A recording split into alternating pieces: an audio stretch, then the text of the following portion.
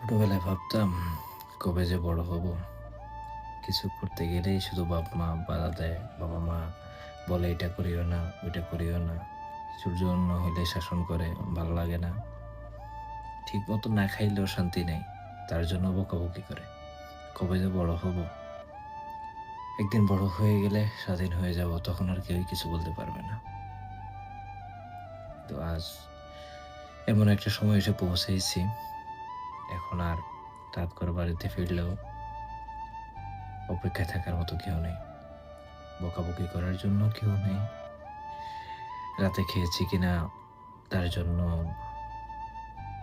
বলার কেউ নেই, অথবা রাতে না খেলে শাসন করার জন্য এখন আর কেউ নেই।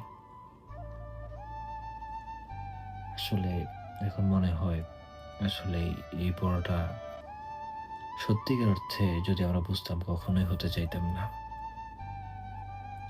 বাবা মায়ের শাসনের যে কি অভাব, সেটা যখন আপনি বুঝবেন, তখন আসলে আপনি মুখ ফুটে বলতে পারবেন না।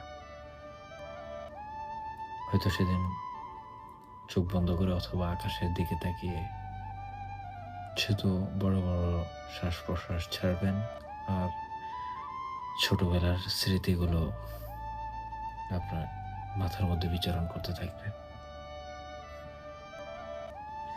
এটাই এক কঠিন বাস্তবতা।